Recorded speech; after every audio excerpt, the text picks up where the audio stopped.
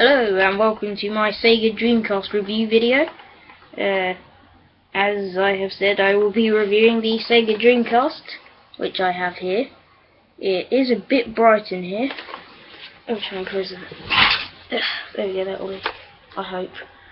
So, yeah, it is pretty hard to see it actually.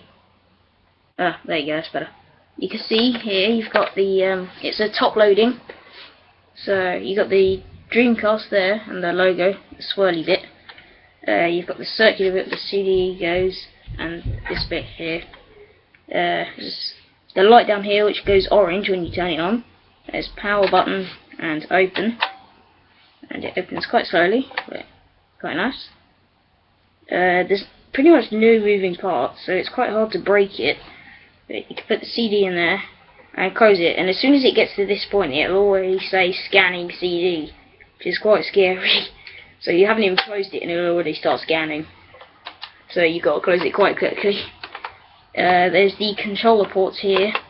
Yeah, you can't really see, or can you? Yeah, you can.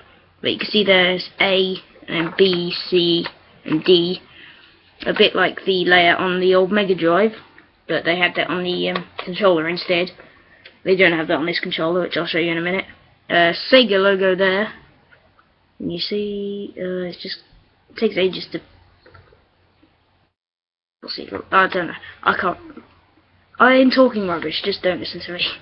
So you got the Sega logo there. Come on, focus. No, okay. Sega logo. On the back here, you've got the AC in, where you plug in the power cable.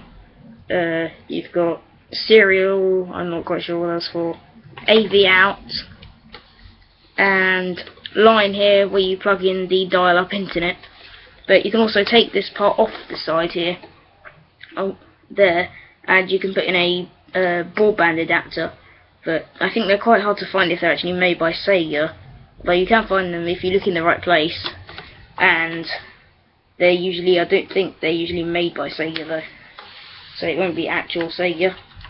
On the bottom you've got a few fans and lots of confusing stuff I'm not going to bother to read out. The thing with this is, unlike most consoles where you can put it on its side, you have to put it like this. But it's incredibly compact. It's quite small.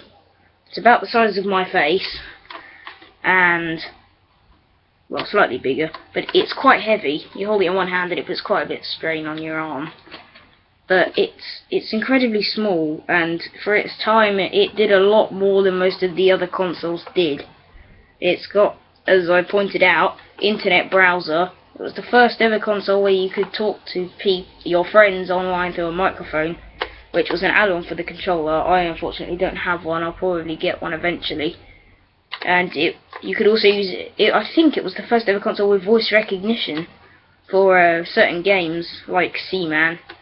I can't really get that because this is on the European British Dreamcast. British? Sounded a bit American then. It's got these weird dot things. I'm not quite sure what they're for.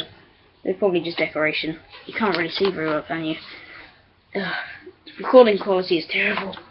But to connect to the internet, BT, British Telecom, you have to use one like this, the Dream Key, which is a CD you put in, and I think you had to have the CD because Sega knew that at some point they would probably upgrade it, which was a good idea because they did. There's the Dream Key CD and a little manual. That's nice.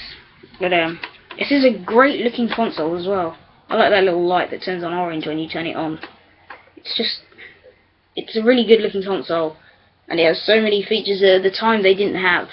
And nowadays it would just be considered a not particularly good console, which considering its age is amazing. So I'll put that to the side just there, hope I don't squash it.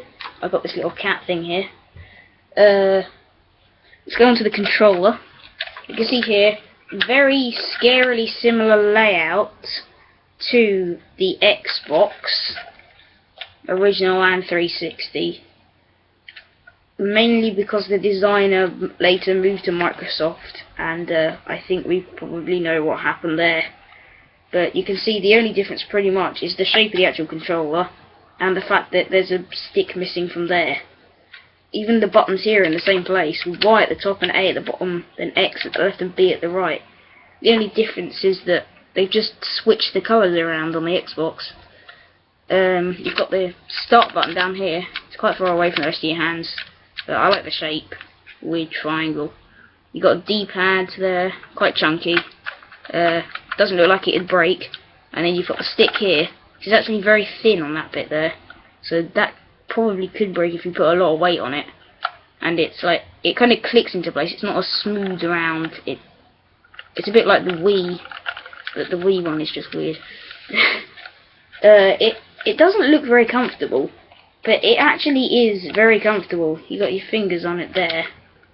And then you can see you've got the triggers down here, but from the front there's absolutely no sign there are triggers because they're kind of halfway down. But it is very comfortable to hold, and it's very light, despite the massive size of this big chunky bit on the back, where you plug in the memory card, and at the back you can plug in the microphone and the other add-ons. You can also plug in the other add-ons onto the front, but that's mainly for the screen. The visual memory unit, which has a screen so you can see it through there. I'll show you that in a second, and then you can put the other stuff in there. But here is the VMU. I believe in Japan it was called the VMS, Visual Memory System. In Europe and in America it was the VMU. So you can see it actually has an A and B button, a D-pad, then it has sleep and mode. So you can actually download games for this and play them while you're going out and about. I believe there was a cap that covered up the top there, but I don't really have that. There's the screen. It says Dreamcast there, you can't really see it. There you go, now you can see it. It says Dreamcast. There's the back, some warnings and stuff. It's a nice shape as well. It's very small. The D-pad is smaller than my thumb, and I have very small thumbs. And it's just so tiny. But it was a great idea. You save your games onto this, and there are certain things where you would select your options on this in the controller. I'll show you now. Here's the controller. You put this in the slot there at the front, upside down. Put it down, clicks into place, and you've got a screen on your controller, which is absolutely amazing. And I'm annoyed they didn't do that in modern ones. I believe in the Xbox they did have these slots, and you did say you could have the option to save it on, which was good. You could save it on the console or this, but on this you can only save it onto this, and I'm saying too much this. But this was a lot smaller. The things. I'm just talking really slow now and boring, so I will try and make the video more interesting. But there's the wire comes out the bottom, which could be a problem because when you're playing it's all right over there. So what they did, this is quite worn out actually, but you can see there's that bit there. You get the wire and you put it into there, and then it gets out your way. So it basically just goes like that, which is a pretty good idea, but the wire gets worn out eventually, and this is quite worn out. But you can see there's also a Dreamcast logo. You can't see, now you can see Dreamcast logo, and it does feel very similar to the Xbox, but it's a very comfortable controller and it's quite light. But in the back there, another add-on is this. You can see it says Dreamcast there, but this is the rumble pack, which makes the controller vibrate. I know most modern controllers, they're actually in the hand things, but they didn't really have the technology then, and I believe this was one of the first controllers to have this. This was like the console of first things ever. It had literally the first everything. But you plug that into the back there. Oh crap. Nearly broke it. There you go. And it does become quite heavy, and you can see it's very big now. But it's about the same weight as an Xbox 360 controller when you put all this in. And that then just vibrates. And you've still got the screen in there as well. But it's just huge. Comes out there. And then slide the VMU out. And that's the controller. This here is the... crap. Yeah, I've tangled it all up. There we go. This was on a lot of their old consoles, including the Mega Drive and Mega Drive 2. This is the AV in, TV out, and ANT in thing. This is Dreamcast there. Made in Taiwan. This bit plugs into your TV, and this plugs into the back of the console in here, and then you plug in your TV aerial, the aerial you usually use for your TV, into there, although I'm not quite sure why, it just does it. So that's the AV in thingy, and then here is the power cable. See, a 3-pin plug because I live in Britain. Fused. It's a strange shaped plug though, although it is quite easy to use. And then this here is the power bit that goes into the back of the console. It goes in there. It doesn't go all the way in though, which is quite weird. I don't know why. So don't push it in too hard, so it'll break it. And I think that might be all of it. I've got the VMU box there, but you can see that in my unboxing video. I will leave a link on the screen now if I remember. And that's pretty much it. Oh, and I also forgot to mention on the controller. Oh, come on. There is this, which plugs into here. It's quite chunky. A lot of consoles at the time had smaller ones, but despite that, it's still a great console. And then you plug it into there, and you've got 4 maximum players.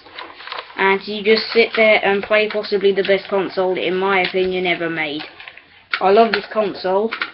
It's literally brilliant. The only bad thing is they didn't sell many, so it's very hard to find them. Well, it's not hard to find them. There's a lot on eBay, and they're selling really cheap.